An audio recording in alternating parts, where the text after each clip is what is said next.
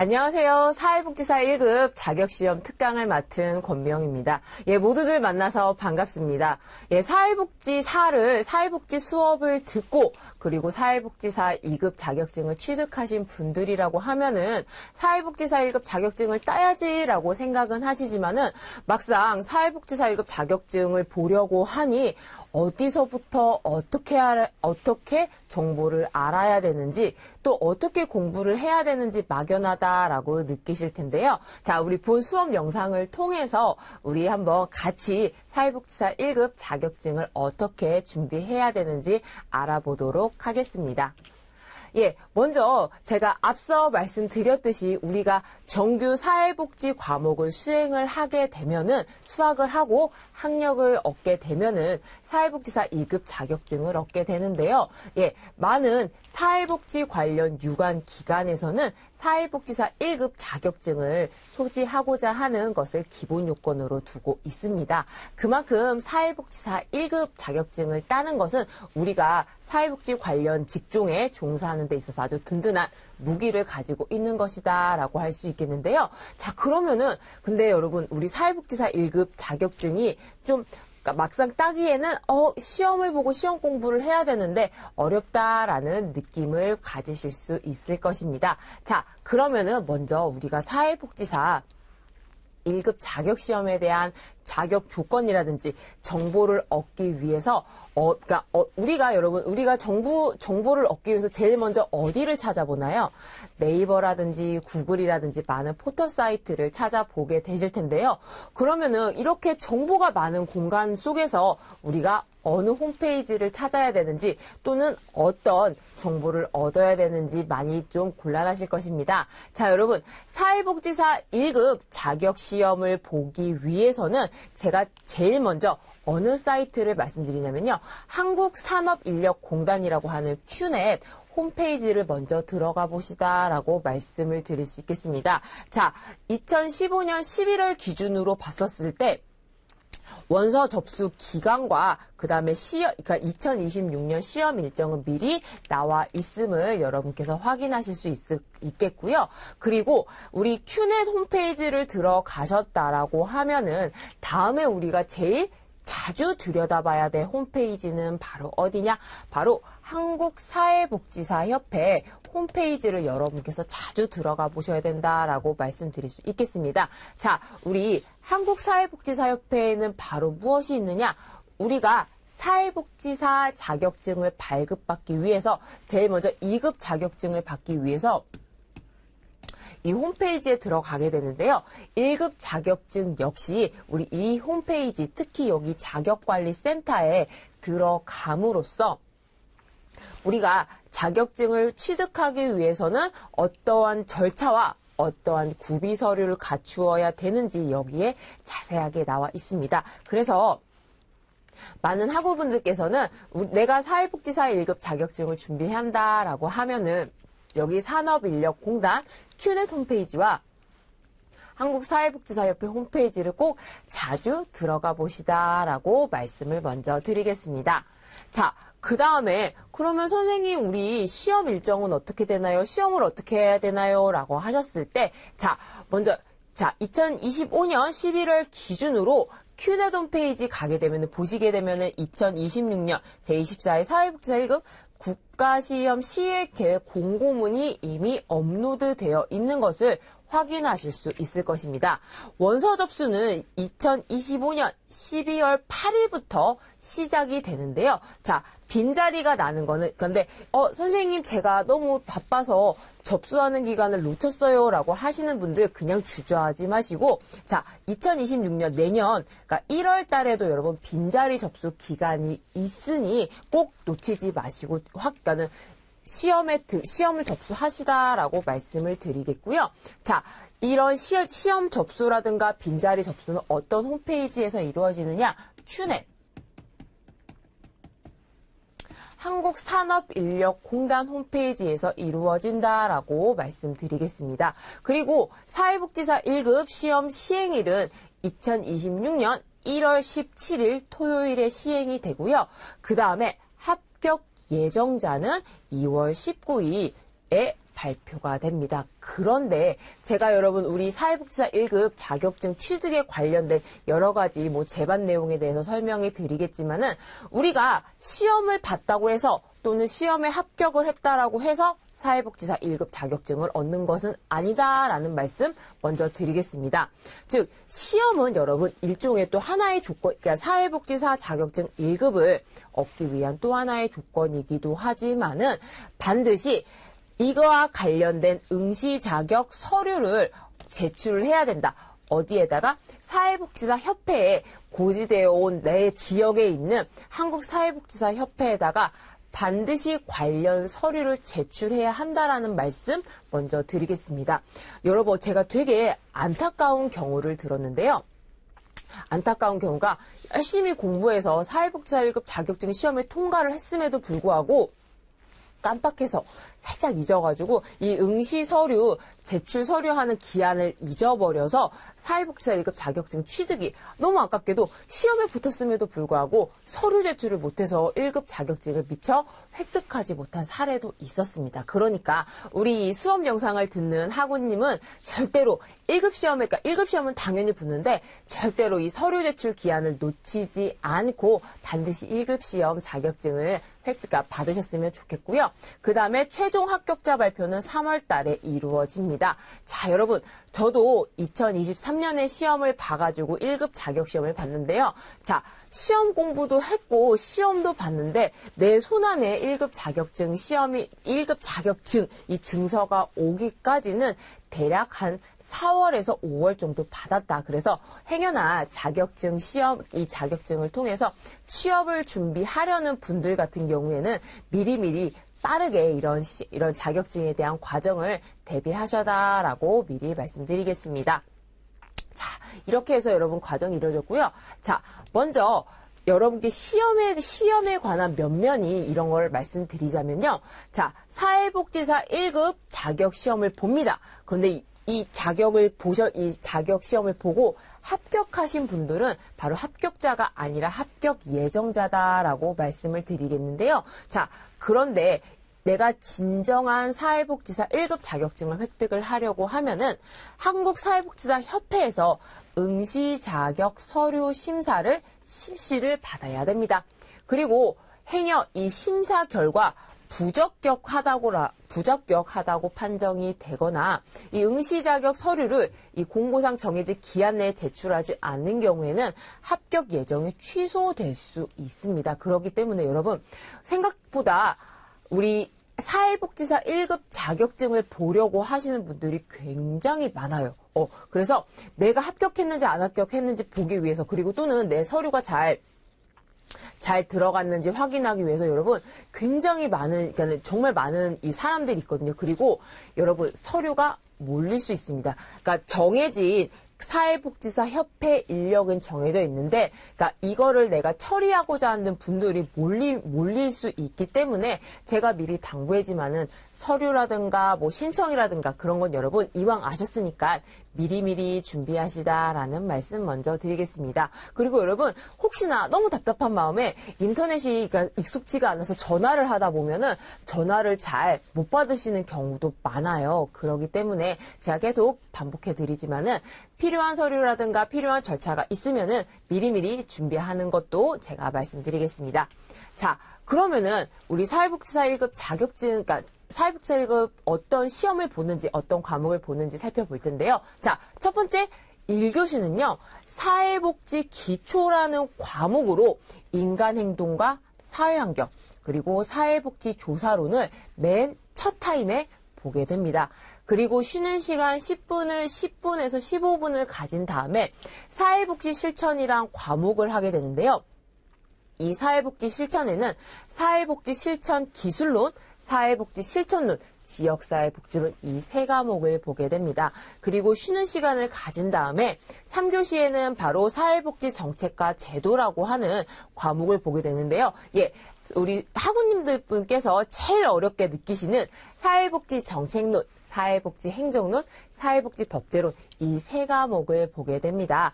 각각의 모든 과목은요. 객관식 오지선다형으로 나오며 각 과목당 25문제씩 출제가 됩니다.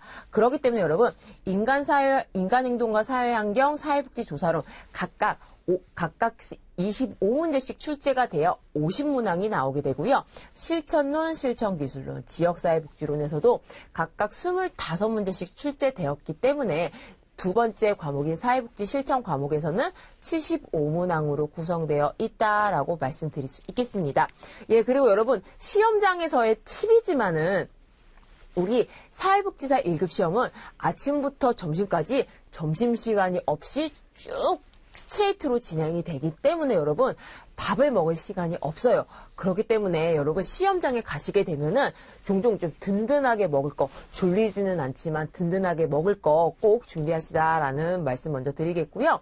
자, 그 다음에 여러분 시험장에 가게 되면은 쉬는 시간에, 그러니까 많은 분들이 이렇게 나오셔가지고 창틀, 그러니까 여러 이렇게 복도 로비 같은 데서 간단하게 요기할 거 끼니 때우시는 분들이 종종 있습니다. 이런 시험장의 분위기 미리 참고하셨으면 좋겠습니다. 자, 그 다음에 이 시험 과목에 대해서 말씀드렸는데 특히 여러분 사회복지 법제록 같은 경우에는 우리 법의 특성상 항상 그 당시의 시대와 문화를 반영하기 때문에 법은 정해져 있는 것이 아니라 법은 항상 변화되는 것이다 라고 우리 여러분께서 미리 배우셨을 텐데요. 자, 마찬가지로 시험 관련 법령 같은 경우에는 이 법은 정답을 구해야 하는, 그러니까 법령 같은 경우에는 시험, 시행일, 그래서 이 현재 시행 중인 법령을 기준으로 출제가 되기 때문에 여러분 법제론 같은 경우에는 특히 노인장기 요양보험 같은 경우에는 2024년이라든가 2025년이라든가 그러니까 바뀐 법령들이 있습니다. 그렇기 때문에 항상 바뀐 법령에 대한 그 기준 확인하셨으면 좋겠고요. 그 다음에 수험자 같은 경우에는 매 과목 시험 시간표와 입실 시간을 반드시 확인하셔야 된다. 특히 여러분 과목이 8과목이기 때문에 많이 좀 헛갈리실 텐데요. 1교시는 인행사와 조사론, 2교시는 실천론, 실기론, 복지론, 3교시는 정책론, 행정론, 법제론이라는 거 꼭 놓치지 마시고 시험 과목을 꼭 확인하셨으면 좋겠습니다. 자, 그러면은 선생님 이렇게 시험을 보는데 시험에 대한 통과 기준은 어떻게 되나요? 라고 궁금해 하실 텐데요. 자, 각 과목이라고 하면은 앞서 말씀드렸듯이 기초, 실천, 정책과 제도다라고 말씀드릴 수 있는데요. 이 각 과목이 100점 만점으로 봤을 때 40점 이상 또는 40점 이상이 되어야 되고요. 모든 과목의 총점이 60점 이상이 되어야 된다. 즉 여러분, 그러니까 법제로 예를 들어 법제론 공부를 하다가 법제론 어렵네 버려야지라고 하면은 안 된다는 말이죠. 즉 여러분 사회복지사 1급 자격증의 8과목은 하나도 버리지 못하는 과목이다라고 할 수 있습니다. 즉 모든 과목이 예를 들어 모든 과목이 다 40점 이하가 되면은 꽈락이라 해가지고 마찬가지로 불합격이 된다라고 말씀드리겠고요. 자, 모든 과목은 40장 이상 맞아야 되고 그리고 전 과목의 평균은 60점 이상이어야 된다라는 60점 이상이어야 된다라고 볼 수 있습니다. 그렇기 때문에 전 과목당 사회복지사 1급 자격시험에 속하게 된 과목, 전 과목 8과목 모두 다 개수로는 25개 이상은 맞아야지 안정적으로 1급 시험에 통과할 수 있다라고 볼 수 있습니다. 그래서 마찬가지로 합격 예정자 같은 경우에는 학교사회복지사협회에서 응시자격 서류 심사를 한 다음에 부적격 사유에 해당하거나 정해진 기간 내에 서류를 제출하지 않은 경우 취소가 되기 때문에 자, 필기시험에 합격을 하고 응시자격 서류를 심사를 통과해야지 비로소야 사회복지사 1급 자격증을 획득하는 것이다 라고 할 수 있습니다. 자, 그러면은 여러분, 우리 응시 자격에 대해서 간단하게 살펴볼 텐데요. 말 그대로, 그러니까 사회복지사학 또는 사회복지사업학을 석사학위 또는 박사학위를 취득하신 분과 또는 대학에서 정하는 사회복지 전공 교과목과 사회복지 관련 교과목을 이수하고 학사 학위를 취득을 하셔야 됩니다. 그리고 동등한 학력이 있다고 인정되신 분들에 한해서 사회복지사 1급 사회복지사 1급을 응시할 자격이 주어진다라고 말씀드릴 수 있습니다. 자, 이분들 같은 경우에는 바로 무엇이다? 2급 자격증이 주어지기 때문에, 자, 2급 자격증이 주어지는 사람만이 1급 자격시험을 볼 수 있다라고 생각을 하시면 좀 이해가 쉬우실 것 같습니다. 자, 그런데 앞서 보시게 되면은 사회복지 전공 교과목과 사회복지 관련 교과목을 이수한다라고 나와 있는데, 그러면은 우리가 사회복지사 1급 자격시험을 보기 위해서는 무슨 과목을 들어야 되나라고 볼 수 있습니다. 자, 제가 이렇게 과목을 짚어드리는 이유는 막상 사회복지 수업을 열심히 들었는데 내가 놓쳐서 내가 놓친 과목이 있어가지고 내가 차마 그거를 생각하지 못한 과목이 있어서 사회복지사 1급을 못할 경우도 있기 때문에, 만에 하나 여러분께서 성적증명서라든가 성적증명서를 떼실 분 같은 경우에는 내가 어떠한 과목을 수강을 했는지 한번 확인해 보셔라라고 하라는 제가 그 의도에서 과목을 제가 과목을 제가 제시를 해드린 것입니다. 자, 필수 과목을 보게 되면 사회복지사 1급 시험의 과목에 속하는 8과목 플러스 사회복지 개론과 사회복지 현장 실습을 반드시 들으셔야 된다라고 말씀을 드리겠고요. 그 외에 제가 이렇게 다양하게 선택 과목을 말씀드렸는데요. 이 여러 개 많이 있는 선택 과목 중에서 7과목 이상을 들으셔야지 사회복지사 1급 자격시험을 보는 응시 자격이 주어진다라고 말씀드리겠습니다. 특히 여러분, 제가 사회복지사 자격협회에서 문의를 드렸을 때 성적증명서를 보내라 해요. 근데 이 성적증명서에는 각각의 과목이 모두 3학점 이상이어야 된다라고 강조를 하시거든요. 즉 여러분께서 성적증명서를 떼게 되면은 과목당 몇 학점인지 나와 있거든요. 반드시 3학점으로 표기되어 있는지 확인하는 것도 꼭 명심하셔라라고 말씀드리겠습니다.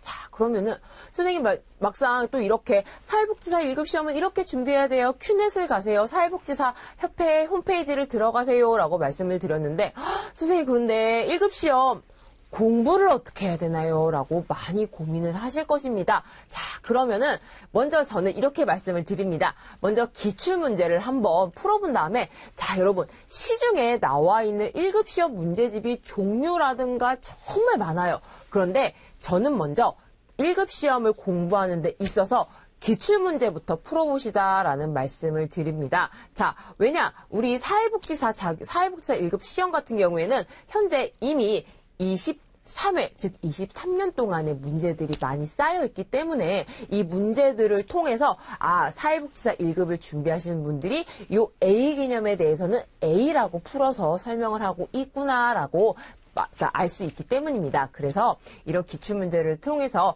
경향 및 유형 분석, 그리고 이거에 대한 요점 정리를 할 수 있기 때문에 한번 여러분 우리 특강을 통해서 그러면은 문제에 대한 각각 과목에 대한 그러니까 문제 경향이 어떤지, 그리고 문제를 풀었을 때 우리가 어떤 점을 주의해서 봐야 되는지 함께 살펴보도록 하겠습니다. 자, 여러분, 이렇게 앞서 사회복지사 1급 자격증을 할 때 무슨 홈페이지에 가는지 어떤 정보를 얻어야 되는지 우리가 하다못해 시험을 접수하는 기간이 어떤지 살펴봤는데, 이제 본격적으로 공부를 해야겠죠. 자, 우리 첫 번째 수업에서는 그러면은 기출문제가는 1교시 과목인 인간행동과 사회환경과 사회복지 조사론에 대해서 기출문제를 살펴보고 우리가 어떤 포인트를 두고 공부를 해야 되는지 한번 살펴보도록 하겠습니다. 예, 인간행동과 사회환경은요. 자, 인간발달, 정신역동 이론, 행동주의, 인지발달, 인본주의와 같이 인간 행동에 대해서 다양하게 이론적으로 연구한 이론들과 학자들에 대해서 살펴보았고요. 그 다음에 제일 중요한 내용이다라고 할 수 있는 생태체계 관점과 사회체계에 대해서 배웁니다. 자, 생태체계 관점은 여러분 체계이론이라고 해야 될 체계이론과 생태학 이론, 생태학 이론에 대해서 배우는데요. 자, 먼저 체계 이론 같은 경우에는 엔트로피라든가 넥트로피라든가 많은 이 체계에 관련 뭐 혼론, 안정성, 균형과 같은 사회의 체계를 어떻게 볼 것인지에 대한 이런 이론적 개념들이 많이 나오고, 특히 여러분 이런 생태학 이론에서는 제일 중요한 사람이 누구냐?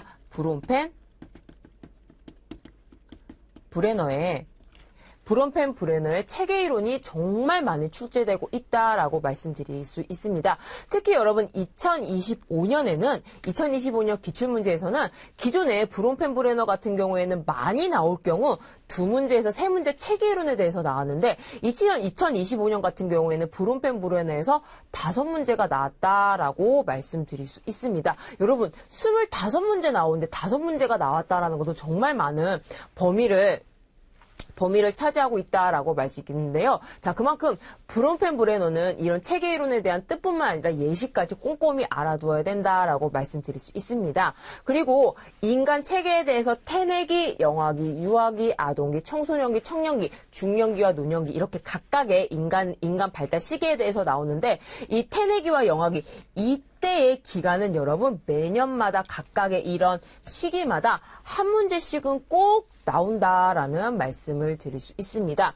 더불어 여러분 2025년에서는 단순히 각각의 이론들의 학자에 대한 단독 문제뿐만이 아니라 모든 이런 행동주의 이론과 인지주의 이론과 인본주의 이론과 각각의 문제들이 종합적으로 나오는 문제들도 많기 때문에 여러분 하나의 학자만 파고들어서 열심히 공부한다라기보다는 굵직굵직한 학자들을 쭉 나열해보시고 각각의 학자들이 특정한 이론, 그러니까 각각의 학자의 특별한 이론이 한 가지씩은 여러분께서 꼭 정리하시고 시험장에 들어가셨으면 하는 바람이 있겠습니다. 그러면은 여러분 인간 행동과 사회 환경에서는 보게 되면은 크게 정신역동 이론, 행동주의 이론, 인지 이론, 인본주의 이론에 대해서 큰 이론에 대해서 배웠는데요. 각각의 학자 프로이트, 에릭슨, 융, 아들러, 그 다음에 행동주의의 파블로프. 여러분 파블로프는 고전적 조건화라 해가지고 약간 좀 그러니까 배경 지식이 있을 뿐이지 좀 많이 위험한 발언이지만은 여러분 행동주의 이론 공부하다가 스키너와 반두라를 3번 볼 때 파블로프는 한 번 정도만 보시면 된다라고 여러분께 말씀드리겠습니다. 그 다음에 인지 이론 같은 경우에는 피아제, 콜버그, 그 다음에 인본주의 이론 같은 경우에는 메슬로우, 로저스인데요. 여러분 스키너의 조작적 조건화, 그 다음에 피아제, 로저스 같은 경우에는 여러분 단독 문제로 매년마다 꾸준히, 그러니까 스키너 단독, 피아제 단독, 로저스 단독으로 단독 문제로 꾸준하게 출제되고 있다라고 말씀드리겠습니다. 그렇기 때문에 총 11명의 이론가들은 여러분 좀 고루고루, 물론 경중의 차이는 있지만은 고루고루 공부하셔라라고 볼 수 있겠고요. 특히 제가 강조하고자 하는 것은 인간의 발달 단계를 제시한 학자들, 즉 인간은 아동기, 유아기, 청소년기, 청년기, 노년기 이렇게 인간의 발달 단계에 따라서 어떠한 이론적인 결과를 어떤 발달 단계를 이론적으로 설명할 수 있을지를 제시한 학자들 프로이트, 에릭슨, 융, 피아제, 콜버그는 이 학자들 같은 경우에는 뒤이어서 뭐 태아기, 유아기, 아동기, 청소년기와 연결돼서 이 각각 단계별 특징과 연결하여 공부를 해주시다라고 하는 것이 필요하다라고 볼 수 있습니다. 먼저 여러분 문제를 통해서 우리가 어떻게 공부를 하고 시험에 대비할 것인지 살펴보겠는데요. 먼저 피아제 이론에서 구체적 조작기에 관한 설명으로 옳지 않은 것입니다. 구체적 조작기. 여러분 이왕 이렇게 된 김에 제가 간단하게 설명드리자면은 피아제는 대표적인 인지행동 이론가로서 인간의 인지가 인지행동 이론가로서 인간의 인지가 어떻게 발달했는지 설명한 이론가다라고 할 수 있겠는데 인간의 구체적 조작기라고 하면 이 피아제가 설명한 조작이라는 용어는 바로 무엇이냐? 조작은 논리적 사고다라고 말씀드릴 수 있습니다. 즉, 그러니까 구체적 조작기와 이 앞서의 시기를 전조작기, 구체적 조작기, 그 다음에 형시적 조작기라고 설명을 했는데요. 이 전 조작기의 시기는 바로 논리적 사고가 가능하기 전의 시기고 구체적 조작기로 오게 되면 논리적 사고가 가능은 한데 이때의 논리적 사고는 바로 무엇이다? 내가 현실적으로 경험할 수 있는 사고만 가능하다라고 하는 게 구체적 조작기의 시기에 논리적 사고의 특징이다라고 할 수 있습니다. 그리고 이 형식적 조작기로 오게 되면은 바로 어떤 특징을 가지고 있다?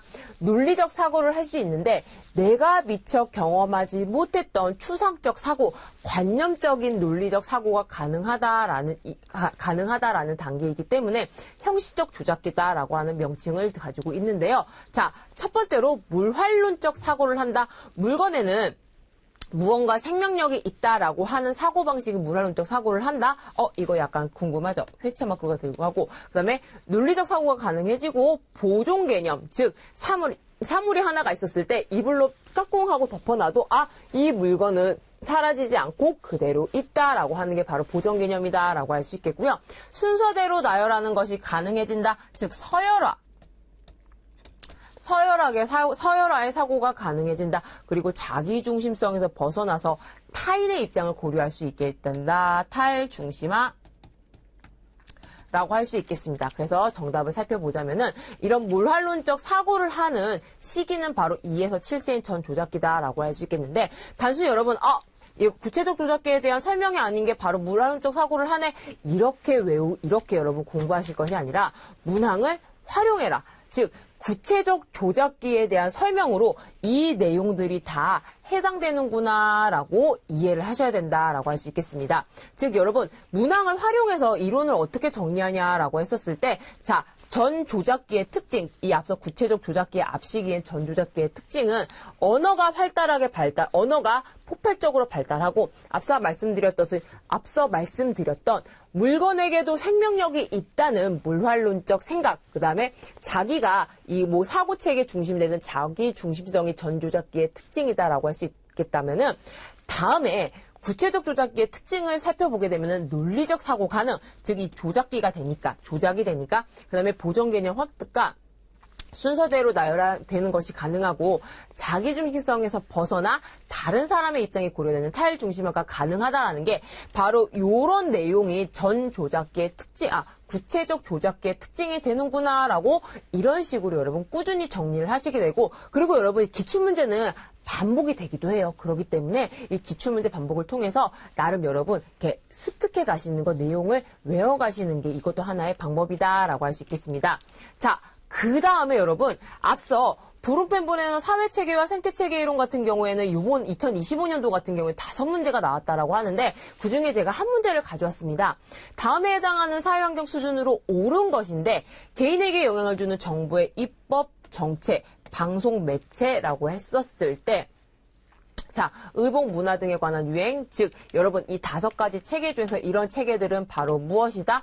거시체계다라고 할 수 있습니다. 특히 중간체계 같은 경우는 여러분께 아셔야 될 게 미시체계들 간의 상호작용이다. 제가 여러분 체계 이론 강의할 때마다 늘 강조하는 게 이 체계는 중간체계는 미시체계와 거시체계의 중간에 있는 것이 아니라 미시체계들 간의 상호작용이 그것이 바로 중간체계다라는 점, 이 점 여러분 뜻 헛갈리지 마시고 반드시 명확하게 정리하셨으면 좋겠습니다. 자, 그리고 브룩펜본의 미시체계에 관한 설명이에요. 앞서 여러분 문제를 보시게 되면은 이 체계에 대한 각각 여기에서 제시된 체계에 대한 예시를 분명히 알아야 될 것뿐만이 아니라 체계가 과연 무엇인지 체계에 관한 이론적 내용도 마찬가지로 명확하게 이해를 해두셔야 된다라고 볼 수 있습니다. 자, 미시체계에 관한 설명으로 옳은 것을 모두 고르는 것이에요. 그리고 여러분 문제 유형도 간단하게 말씀드리자면은 예전에는 문제 유형이 기역, 니은, 디귿 딱 3가지나 많으면은 기역, 니은, 디귿, 리을까지 나왔는데 25년도와 26년도에는 어떻게 될지 모르겠지만은 25년도 같은 경우에는 문항이 기역에서 기역, 니은, 디귿, 리을, 미음까지 있다. 우리가 판단해야 될 문항의 수도 늘어나고 있는 경향이 있음을 볼 수 있습니다. 자, 먼저 보기를 보게 되면요. 문제로 돌아와서 기역, 인간이 가장 밀접하게 상호작용하는 환경을 사회환경을 말한다. 맞죠? 그리고 전 생애에 걸쳐 일어나는 개인의 변화와 역사적 환경이다. 자, 변화와 역사적 환경 나오면 이거는 바로 무엇이다? 시간체계다라고 할 수 있겠고요. 개인이 직접 참여하지는 않으나 자, 여기서부터 여러분 그럼 답이 나와야죠.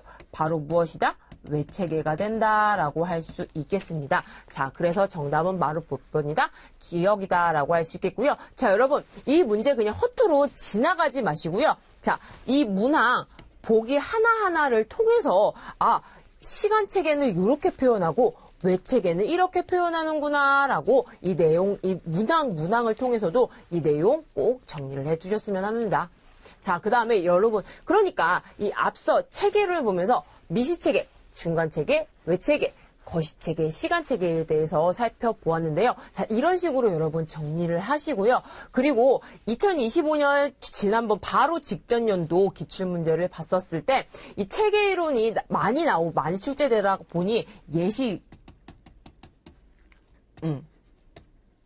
예시에 대한 문제도 많이 나오기도 합니다. 즉 예시를 제시해놓고 이 체계는 어디에 속하는가라고 문제도 많이 나오기 때문에 이 브론펜브레너의 생태체계 이 5가지의 구분만큼은 반드시 꼼꼼하게 정리를 해두셔라라고 말씀드리겠습니다.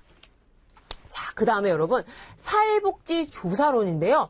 자, 2025년대 사회복지조사론은 제가 개인적으로 체감하는 바로는 굉장히 어렵게 나왔다라고 말씀드릴 수 있습니다. 즉 여러분 선생님 어렵게 나와서 어떡해요? 라기보다는 우리 사회복지조사론에 배웠던 기출문제만 보시고 이런 사회복지조사론에서 다뤘던 이론적 개념만, 그 핵심 개념만 꼼꼼히 잘 파악을 하신다라고 하면은 조사론에서는 여러분 많이 그래도 어렵지 않게 푸실 수 있을 것이다 라고 생각이 들고요. 자, 먼저 여러분 그러니까 사회복지조사론의 유형을 살펴보면은 먼저 조사의 유형, 절차, 분석단 여러분 꾸준히 나오는 부분이다라고 할 수 있겠는데요. 조사의 유형 같은 경우에는 특히 횡단조사인지, 그 다음에 종단조사인지, 또는 그리고 패널조사인지, 그 다음에 동년배조사인지, 그 다음에 경향분석인지, 이런 유형을 물어보는 문제들이 꾸준히 출제되고 있다라고 볼 수 있겠고요. 그 다음에 조사 가설 같은 경우에는 가설, 연가설, 가설의 검증에 대해서도 나오고 있습니다. 그리고 조사 설계의 유형 같은 경우에는 2문제씩이라 몰아서 나오는 경우도 있고요. 그 다음에 여러분 표집 같은 경우에는 표집에 대한, 특히 표집 방법에 있어서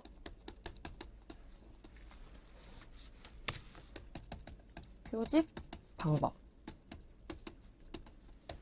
여러분 표집이라고 함은 우리가 모집단을 전반적으로 다 조사할 수 없기 때문에 이 모집단을 대표한 샘플을 하나 뽑아가지고 모집단이 그러할 것이다 라고 추정할 수 있게 하는 것이 바로 표집이다 라고 할 수 있겠는데, 그러면은 표집을 어떻게 할 것인지, 표집을 어떻게 잘해서 모집단을 잘 대표할 수 있는 대표성을 가진 표집을 뽑을 것인지라고 하는 이런 표집 방법이 꾸준하게 출제되고 있다라고 할 수 있겠고요. 특히 여러분 특정과 척도, 측정에는 여러분 측정 변수로서의 대표적인 4개가 있는데 바로 무엇이냐? 명목, 서열, 등간, 비율. 이 측정에 대한 척도를, 그러니까 측정 수준을 물어보는 이 문제 같은 경우에는 매년마다 반드시 거의 20년 넘게 꾸준히 출제되고 있다라는 점 여러분 꼭 기억해 두시라는 말씀 먼저 드리겠습니다. 자, 그러면 문제를 통해서 한번 다시 살펴볼 건데요. 자, 다음 중 조사 설계에 관한 설명으로 옳은 것인데, 자, 여러분, 조사 설계는 어렵기도 하는데 이런 식으로 보기를 주고 이거에 대해서 조사 설계가 어떻게 되어 있는지 설명하는 문항들이 정말 많이 나와요. 그렇기 때문에 이 보기 문항을 꼼꼼하게 해석하는 것도 중요한 능력이다라고 할 수 있겠는데요. 자, 먼저 보기를 보시면은 A기관에서 사회복지 프로그램의 효과성을 측정하기 위해서 효과성 측정이 바로 무엇이다? 종속 변수를 할 수 있어요. 조사 설계를 진행했는데 이를 위해 참여자를 실험 집단과 통제 집단으로 무작위 배정했다. 자, 여러분, 이 무작위 배정으로 했다라는 뜻은 바로 무엇이냐? 무작위 배정으로 하면 여러분, 외부에 대한 개입 요소가 없다라고 가정을 하게 돼요. 즉, 통제가 되어 있다라고, 그러니까는 종속 변수에 영향을 주는 또 다른 요인들을 통제했다라고 하는 의미가 있기 때문에 이 무작위 배정에 대한 이런 내용 여러분 되게 중요한 체크다, 중요한 포인트다라고 기억을 하시고요. 자, 종속 변수에 대한 변화를 측정했다. 자, 문항을 그러니까 보기를 읽어보면요. 자, 옳은 것이에요.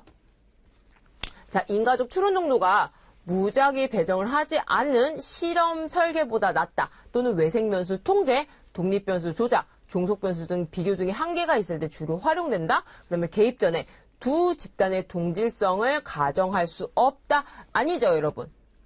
무작위로 배정했기 때문에 무작위로 무슨 의도를 그러니까 연구자가 의도를 가지고 나눈 거 아니잖아요. 실험 집단과 통제 집단은. 그렇기 때문에 개입 전에 두 집단의 동질성을 가정할 수 있다라고 고칠 수 있겠고요. 정태적 집단 비교 설계에 해당한다. 맞나? 그리고 전 실험 설계보다 실험 설계 전보다 내적 타당도가 높다라고 보고 있는데, 자, 그러면 문제를 통해서 한번 이론을 정리해 보도록 하겠습니다. 자, 정태적 비교 집단 설계는 전 실험 설계를 하기 전의 유형으로 개입 후에 유탄 여사 집단과 점수만 비교하는 설계다라고 하겠는데, 위에 앞서 여러분 그러니까 이거는 비교적 실험 설계이기 때문에 정태적 비교 집단 비교 설계에 속하지 않다. 즉, 전 실험 설계보다 내적 타당도가 높다. 왜? 무작위로 배정을 했기 때문에, 외부의 통제 요인을 배제를 했기 때문에 타당도가 높다라고 할 수 있겠는데, 선생님 조사를 들었는데 타당도가 뭔지 모르겠어요 라고 말씀을 주실 텐데, 자, 먼저 타당도는 크게 두 가지로 나눌 수 있습니다. 자, 타당도는 크게 내적 타당도, 외적 타당도를 나눌 수 있는데, 자, 내적 타당도랑 독립변수와 종속변수 사이의 인과관계, 원인과 결과가 얼마나 확실한지 보는 게 내적 타당도고, 외적 타당도는 조사 결과를 어느 정도 그러니까 A 집단에 일어난 원인과 결과를 B 집단에도 적용할 수 있는지를 살펴보는 게 바로 외적 타당도다라고 할 수 있습니다. 자, 그런데 우리가 연구에 있어서 실험에 대한 거 했었을 때 실험에 대한 조건이 바로 무엇이냐? 조사 대상을 실험 집단과 통제 집단으로 무작위로 나눠요. 나눔으로써 어떤 효과를 기대할 수 있느냐? 외생 변수를 통제할 수 있다라는 효과를 가지고 있고, 그 다음에 독립 변수를 조작을 한다. 즉, 이렇게 조작을 하고 개입을 하고 랜덤으로 샘플링을 해가지고 그러니까 똑같은 집단이란 말이죠. 이 사람들이. 이런 식으로 독립변수 조작을 통해서, 이게 바로 독립변수 조작을 통해서 실험 집단에만 독립변수를 개입을 해요. 그 다음에 이 종속변수 비교를 통해서 이 각각의 프로그램 효과성의 비교를 통해서 점수 차이를 비교함으로써 실험을 한다라고 할 수 있겠는데, 지금 근데 앞서 여러분 내적 타당도가 높다, 내적 타당도가 높다, 이렇게 얘기를 했는데, 자, 이런 순수 실험 설계에 속하는 같은 경우에는 타당도가 비교적 높다고 볼 수 있다라고 볼 수 있습니다. 자, 여러분, 이런 식으로 문항에 대한 보기를 통해서 내가 어떻게 조사 유형을 설계를 볼 것인지 잘 공부하시면 좋겠고요. 자, 그 다음에 특히 앞서 여러분 제가 강조했던 측정 부분, 변수 중 산수평균 부분에 산출이 적합한 변수를 모두 고른 거예요. 자, 그러면은 평균인 거죠. 평균을 구하고자 하면은 사칙연산이 가능해야 된다. 즉, 사칙연산이 가능해야 된다라는 바로 무엇이다? 사칙연산이 가능해야 된다라고 하면은 절대적 0이 있는 비율 변수여야 된다라고 말씀드릴 수 있습니다. 그런데 문항을 보게 되면은, 만인 단위로 측정할 용돈 안 줄 수도 있죠. 빵이 있습니다. 상중하 등급, 이거 서열 변수죠. 연 단위로 측정한 청소년의 재학 기간 가능하죠. 가출 횟수로 측정한 가출 경험 있다 없다 했어요. 0 있죠. 그렇기 때문에 여러분, 이렇게 평균을 내기 위한 사칙 연산이 가능하다라고 하면은 절대적 0인 비율 변수여야 된다라고 말씀드리겠고, 특히 여러분 이렇게 측정의 수준이라고 했었을 때 명목 변수, 서열 변수, 등간 변수, 비율 변수, 이 각각 변수들의 특징이 무엇을 뜻하는지 반드시 이 부분을 여러분께서 꼭 정리를 하고 시험장에 들어가셨으면 합니다. 자, 자, 여러분, 이렇게 해서 첫 번째 수업에서는 사회복지사 1급 자격증을 위한 우리가 어떠한 어디 홈페이지를 가고 어떠한 준비를 해야 되는지, 그리고 시험에 붙고 나서도 어떻게 해야 되는지 살펴보고, 그리고 여러분 1교시 수업에 대해서 잠깐 살펴봤는데요. 우리 다음 수업을 통해서 그러면은 기출문제들을 통해서 어떠한 경향이 있으며 어떠한 내용을 준비를 해야 되는지 다시 한번 살펴보도록 하겠습니다. 그러면 다음 영상에서 다시 또 인사드리겠습니다.